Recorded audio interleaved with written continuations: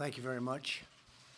Very much appreciated. I'll be heading to Alabama on Friday, so I think some of you will be joining me, but we'll be going down Friday, and we'll let you know times and when we're leaving and how long we'll be there. It's been a tragic situation, but a lot of good work is being done. We've been in constant touch with the governor and also the governor of Georgia, and so we'll be going to the area. We'll be Alabama and the general area. We'll see Governor Ivey. So that'll be on Friday. Thank you very much. And we're here today to confront a solemn crisis that requires urgent national action.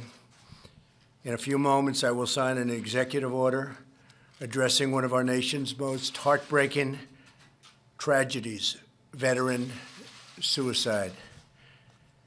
Our mission is to mobilize every level of American society to save the lives of our great veterans and support our heroes in need.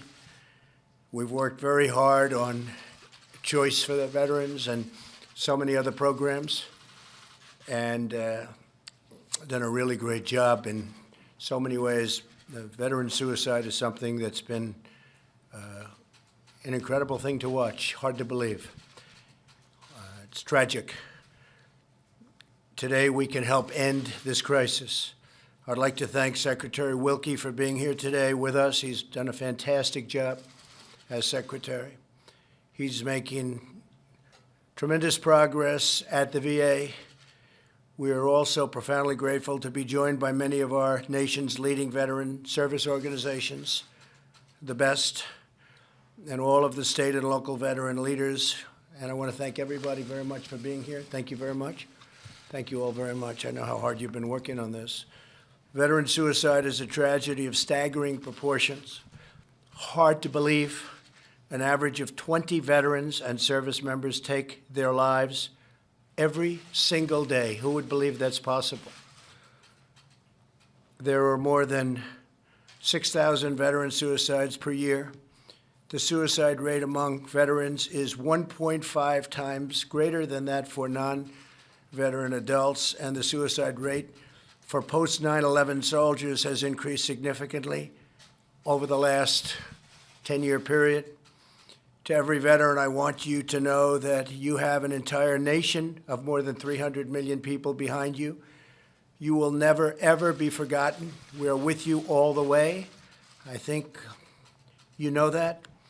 Supporting veterans is a very, very important thing to me, and it's been very important from my campaign, from day one, and from before my campaign, but from day one.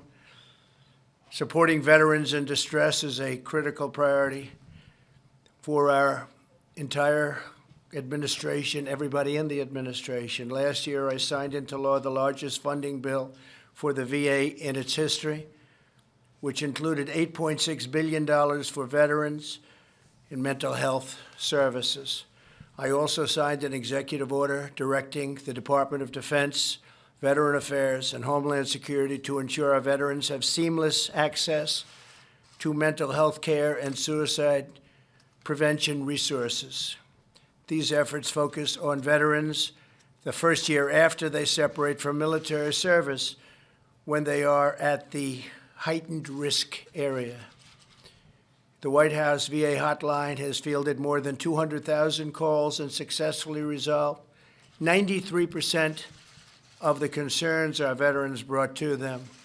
And they work very hard. It's been very, very effective. We secured $206 million for VA suicide prevention programming. Every VA medical center now offers same-day emergency mental health care. These are crucial steps, but unfortunately, most veterans who die by suicide have not been in the care of the VA. Many of them don't know about the programs that we have or the programs that we've instituted. In fact, nearly 70% of those lost to suicide have not received care from the VA in the previous 2 years. They're just not aware of those great strides. They're just not aware. It's just not something that's on their mind.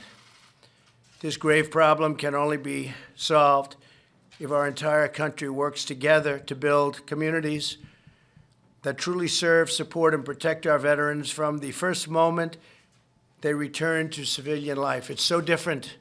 They leave a military life and they go to civilian life, and it's just much different. We must keep our promises to those who keep us free. Through today's action, I am launching the Prevents Initiative, the President's roadmap to empower veterans and end the national tragedy of suicide. This order creates a new cabinet-level task force co-chaired by Secretary Wilkie. The task force will create a comprehensive national public health roadmap that brings together federal and local government, along with private sector partners, to improve the quality of life for our veterans and turn the tide on this terrible crisis. We're being helped greatly by our strong economy. Our economy is very, very powerful and makes it a lot easier for people to get jobs, including veterans. And a lot of companies are actually giving priority at our request to veterans, and they're very happy with the results. The task force will be charged with developing a national research strategy so that we can more effectively identify, intervene, and help veterans during a time of need. By investing in research and scientific advances, we can better understand the trauma our brave soldiers face and how to restore their faith and their health. Under this order, my administration will also work with Congress to pass legislation providing resources and assistance in the form of grants to communities so that they can empower veterans with critical information, services, and networks of total support. We're going to take care of our veterans. We're working so hard on this. We're making so much progress. And we're going to take care of them like never before. Veterans are America's greatest national treasure. And a lot of people understand that, some people don't. I will tell you, our single greatest national treasure. They kept us safe, and we're going to keep them safe. They courageously fulfilled their duties to our nation. Now we must fulfill our duties to them. Here with us today is Frank Larkin. His son Ryan followed in his footsteps to become a Navy SEAL. Terrific, terrific young man. Tragically, Ryan is no longer with us. Frank, would love to have you come up and just say a few words about your great son, please. Frank. Thank you, Mr. President. Frank, yes, thank you very much. Thank you.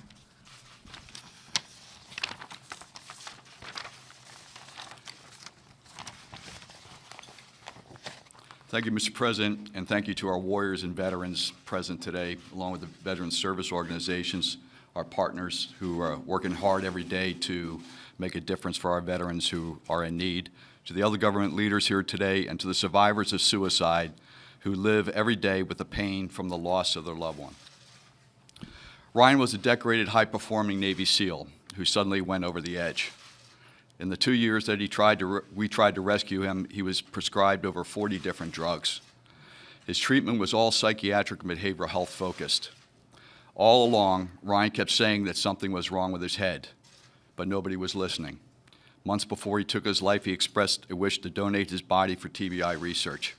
Ryan was concerned about his teammates and the similar struggles that they were experiencing following both training for combat and combat operations overseas. Many are burdened with invisible wounds as a consequence of going into harm's way into the service of this nation. After Ryan's death, we learned that he suffered from an undiagnosed severe level of microscopic brain injury uniquely related to military blast exposure, from firing our weapon systems, rockets, mortars, using explosive breaching charges, and being exposed to improvised explosive devices, IEDs. We are currently challenged by the fact that this newly discovered pattern of brain injury cannot be seen in a living person, not unlike the contact sport players who are trying to understand the effects of microscopic CTE, which also cannot be seen in a living player. This executive order is defining a national strategy that needs to resemble a Manhattan-like project. We need the science to illuminate our path forward. I am convinced that we can solve this. It is not because we lack the intellectual capability or capacity. In many cases, it's because of culture. We need all the relevant players to step onto the same field of play at the same time, completely focused on solving this problem. We need collaboration, integration of data, and unity of effort across DoD, the VA, HHS, DHS, academia, and the private sector. We need a holistic approach with a heightened sense of urgency to push the scientific research. As we develop knowledge, as we experience with the Manhattan Project and space exploration, we will inform on other disease processes and therapies that will go well beyond the veteran community and vice versa. I receive calls almost weekly from special operators, past and present, seeking help. They want to know what is happening to them. They are experiencing unexplained changes. They want to know if the pain will get better, if the demons will go away, if they will return to being the person they once were. I have to commend my own SEAL community and the Special Operations Command for embracing this challenge. They realized that things did not go well in Ryan's case, that he got left behind. They are working hard now to get it right, collecting exposure data, promoting a brain donation program to advance the research, increasing baseline health surveillance, and changing tactics to reduce exposures, especially in the combat training environment. We also need to appropriately recognize invisible wounds suffered on the battlefield. The monetary cost of a Purple Heart Award is low, a few dollars for the medal itself.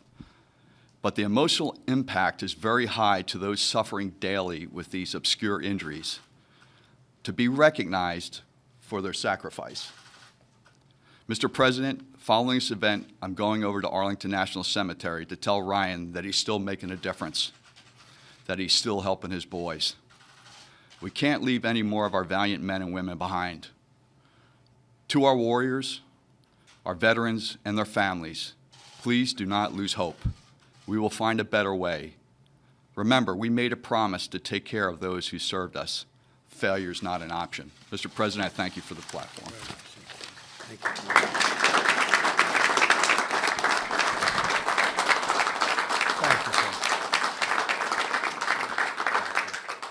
Thank you, Frank, very much. Also here today with us is Thomas Winkle, a Marine Corps veteran.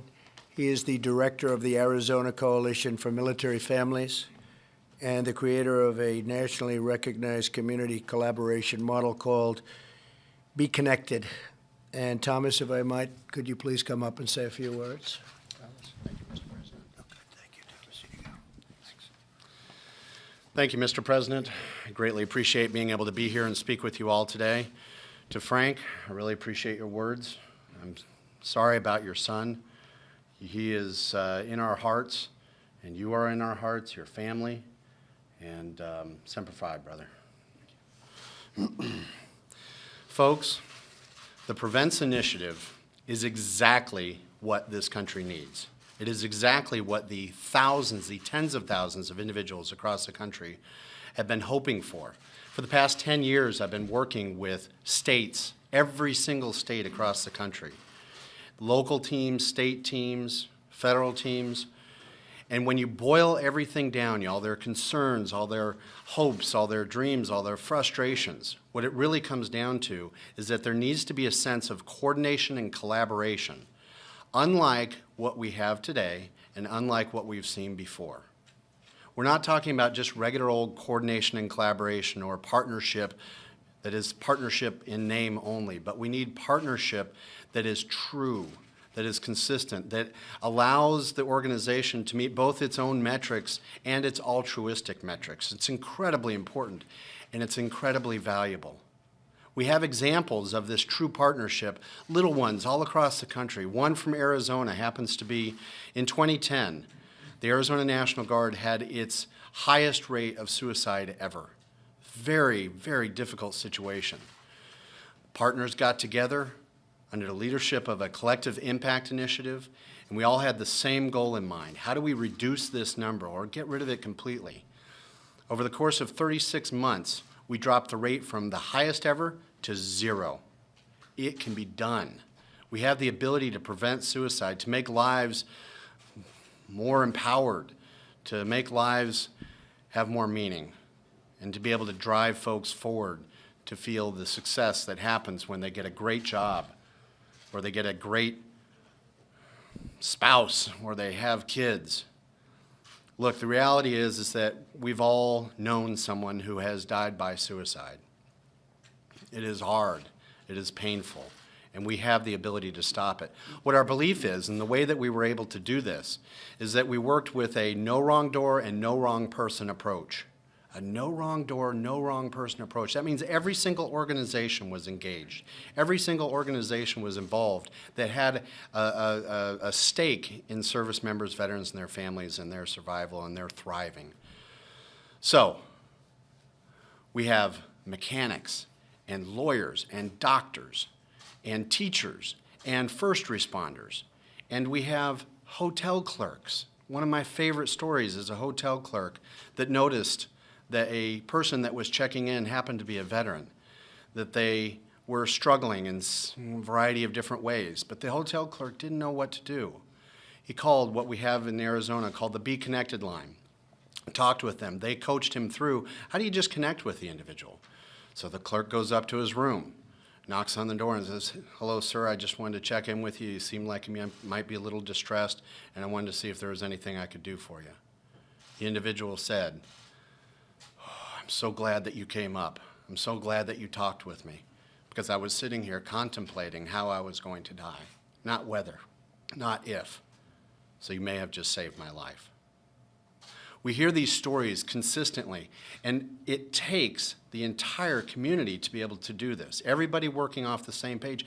Our belief is that if everyone knows what to do when an individual is in trouble, they will act, and we've seen it time and time again. So, Mr. President, we greatly support this act, or this initiative. It is an incredible thing. We deeply appreciate everything that you've put into this. It is going to make a huge difference. And I can speak on behalf of Arizona and the other states that I've spoken with that we stand ready. Thank you.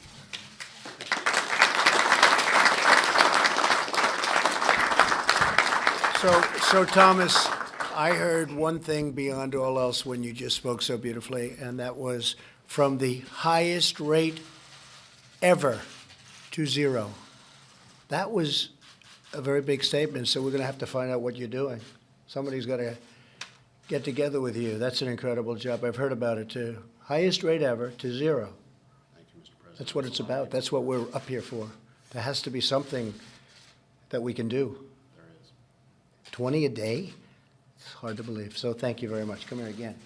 Thank you very much. I'd like to ask a man who's really done an incredible job before I sign, Secretary Wilkie, to step up and just say a few words. I'm so happy that he's our secretary. If you look over the last fairly long time now that he's been secretary, we've had so many good stories about what's happening generally at the VA. We're extremely proud of Choice. It's been many, many decades that they've been trying to get Choice, where a veteran can go out and see a doctor if the lines are long. They don't have to wait 4 days, 9 days. I always say 3 weeks, 5 weeks, 10 weeks, never get to see a doctor.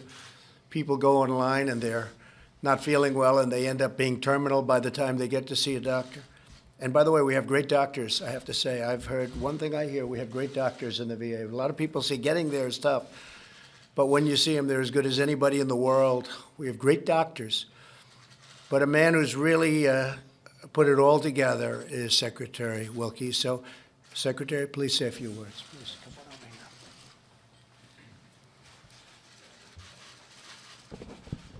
here. Thank you, Mr. President. I've said this to you before, separate and apart from the honor of serving in your administration, but I am what passes for an amateur historian. And there has never been a campaign or an administration where the candidate and the president put veterans at the centerpiece of his campaign and his administration until you did that. And as I speak for all of us who have worn the uniform in whatever capacity we have served, we can't thank you enough for that, Thank sir. you very much. Thank you, sir. So last week, 3 Department of Veterans Affairs heroes put their lives on the line to keep a fellow veteran from taking his own life. Dr. Bruce Goldfeder, Dr. Evelyn Alba, and hospital technician Navarone Johnson in the West Palm Beach VA Medical Center risked their lives to save the life of a veteran. 2 of our VA heroes were wounded, one severely, but that veteran lived. Since 2017, VA employees, doctors, nurses, technicians, policemen have saved 243 veterans just like the one that our heroes saved in Palm Beach. But since 2017, 19 veterans have not been saved. That is what today's ceremony is about. It is about pulling together the resources of the federal government, our states and localities, our charities, our non-governmental organizations, and coming together with a roadmap and the resources to make sure that we no longer have those 19. I've said many times that the mission of the Department of Veterans Affairs is to remind our fellow citizens why they sleep soundly at night. They sleep soundly at night because of the sacrifices of a select number of their fellow Americans who have taken the affirmative step to serve in uniform. Those, as the President said, those 20 who every day take their own lives, 14 of them outside of our VA system, most of them from my father's generation, his comrades from Southeast Asia.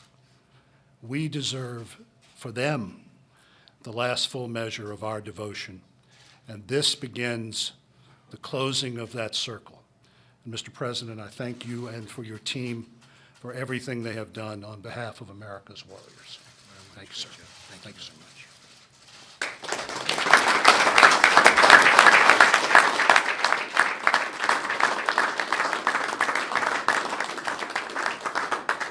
This is very important to me and to everybody here. Thank you very much.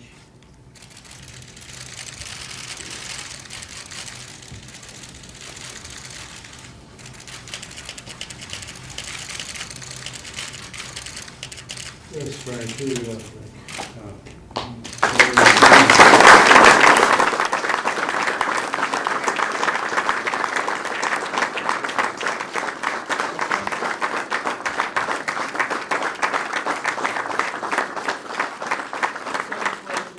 Symbol of all the veterans who have taken their lives. We've got to keep our eye on the ball.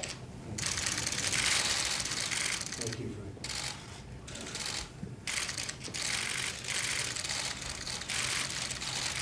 These are, you can pass these out. Okay, you'll pass them around.